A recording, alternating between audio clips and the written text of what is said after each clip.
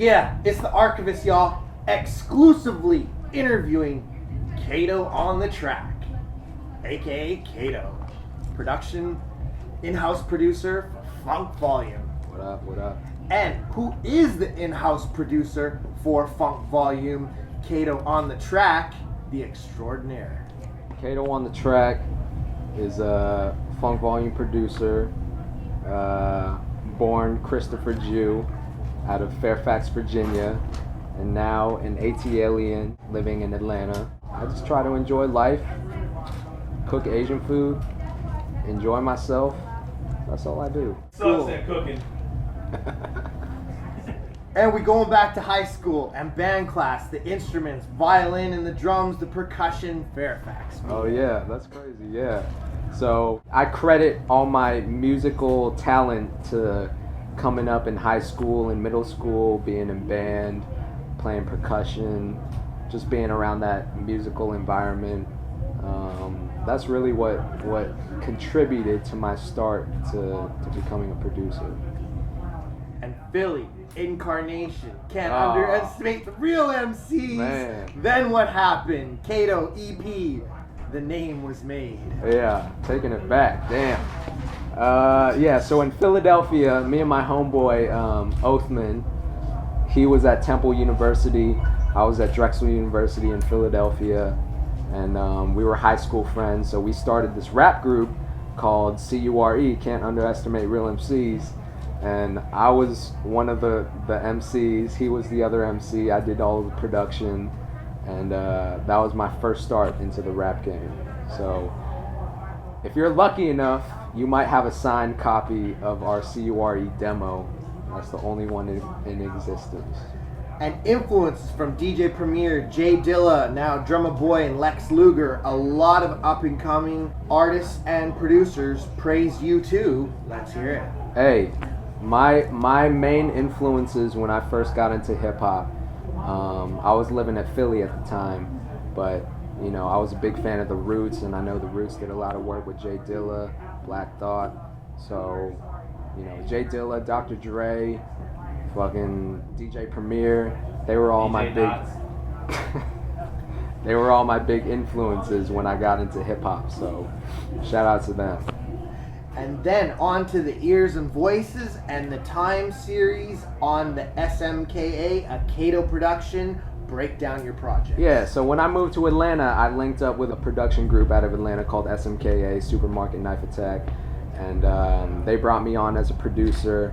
And when we started working together, I started putting out projects, production projects, and my first project with them was a Kato production, and that was basically just a compilation of a lot of tracks that I produced, unreleased and released. I mean, as soon as I started working with SMK, we just started dropping music and just trying to get the Atlanta scene familiar with who Kato on the track was, because no one knew who the fuck I was, because I wasn't born and raised out there, but you know, now they know. And East Side, it's how it's began. Share on the history, and have you taught Jaron Benton any martial arts? I taught Jaron Benton all the martial arts that I know. So everything he knows was learned through me. And the East Side, you know, Jaron's from the East Side. I've never lived out on the East Side. I'm on the North Side of Atlanta, so you know I rep that. But yeah, Jaron's a bitch. And the connection with Dumbfounded and Thirsty Fish, Yeah. Rapper O's, and Party Snatchers. Yeah. Project Blowed affiliate. Project Blowed, man. I've heard of Project Blowed through, like, you know, just because their movement in LA is so heavy, like, you know, and I was a fan of battle rap before I even started to get into music. I would always watch battles, and you know, Dumbfounded was one of the only Korean cats that was putting on at that time, and he was killing the battle rap scene, and then he transitioned into music. So, you know, we eventually linked up. I was in Atlanta, he was in LA, but he would be touring all around the US. He had some stops in Atlanta, and I finally got to meet him. And then we just worked on some music. I did some music for his group, Thirsty Fish, and then I produced a song for him called Rapper Rose, which was on his, I think, his first project. And shouts to Open Mike Eagle on that one. Yeah, Open Mike Eagle. I know he's a part of that crew too. And the Atlanta collaboration show, and then working with the Team Backpack Cypher. Yes. So props on those beats. Thank you. Killer. Thank you. So collaboration is like a showcase for Asian American artists, and I've been on collaboration like 2 or 3 times, and this was back when I was still rapping. I don't do that shit anymore, so don't look for my music. But yeah, I performed that collaboration a few times. Team Backpack Cyphers, yeah. So I linked up with Team Backpack eventually, and I produced a lot of their ciphers, the one with Chris Calico and Herb the Phenom, Aquelio, Black Pegasus, Black P out of Colorado. We're gonna be hitting Colorado soon. Yeah, so shit was dope. And any tour stories together with Jaron Benton? Oh man, where to start? Tour stories. Jaron, what's our craziest tour story?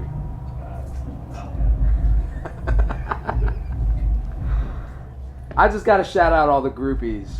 The groupies show mad love to your boy. Not to Jaron. They show mad love to me though. So I gotta shout out all the groupies. Y'all show me a great time everywhere I go. And now signed to Funk Volume, the in-house producer, also doing production with Dizzy Wright's The First Agreement. Yeah. And The Golden Age. Banging. Shout out to Dizzy Wright.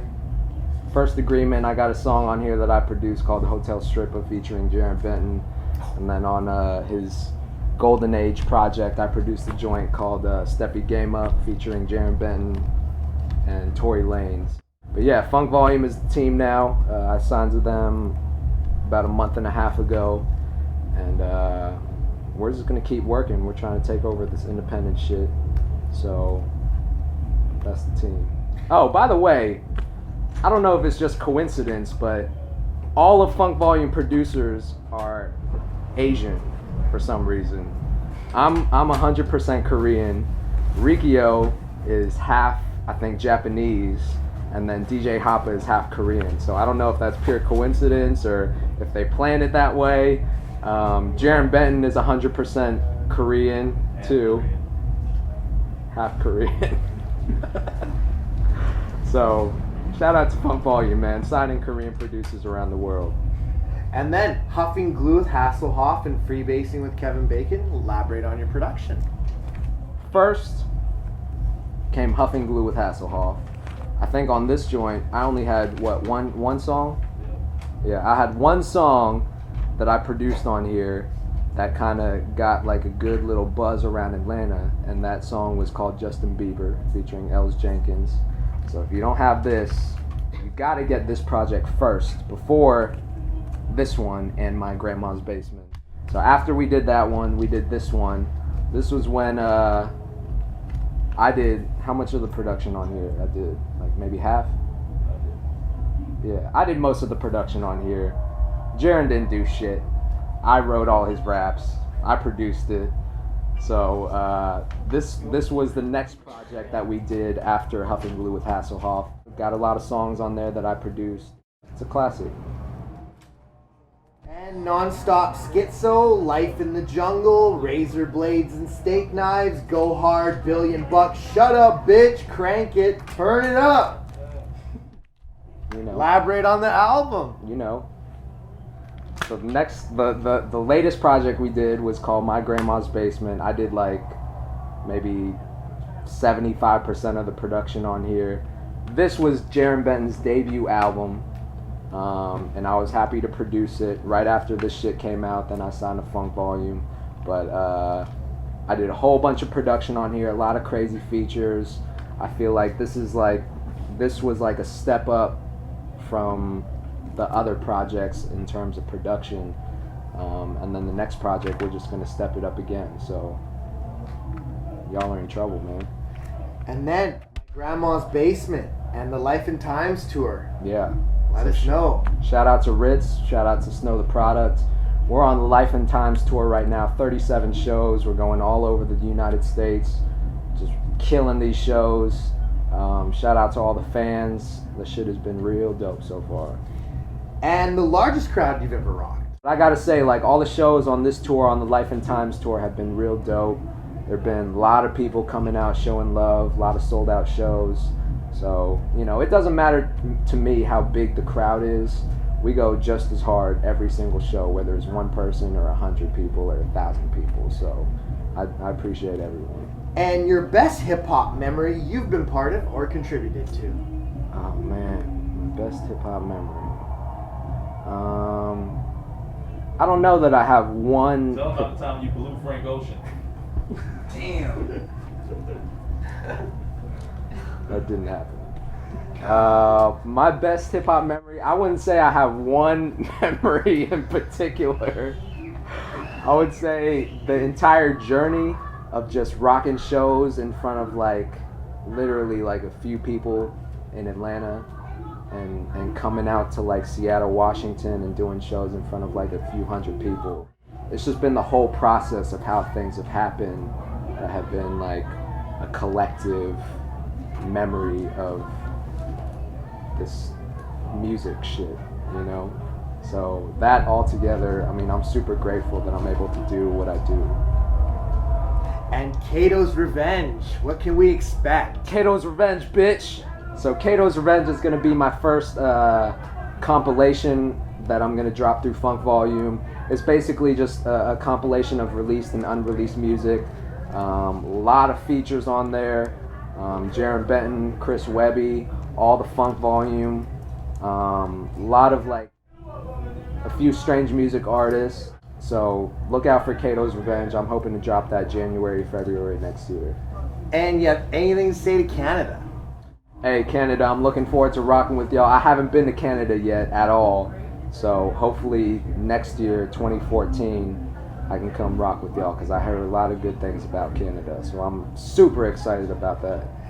And you have anything to say to our legendary interview? Hey, shout out to the Archivists. Shout out to the Life and Times tour. Rich, Snow the Product, everyone on our team. Funk Volume. Shit, we're going to keep rocking out, man. That's what we do. And you got any shouts? Shout out to my Twitter and my Instagram at Kato Producer. Shout out to my Facebook at Kato Producer. Hit me up. I try to respond back to everyone who hits me up on my social networks. Hit me up, man. And shouts to Kato and Sterling and King Dame. The whole Hobson, team. The whole team. The whole Funk Volume family. Turn it up. And this is the Archivist. And you already know the name, y'all. Kato on the track, bitch.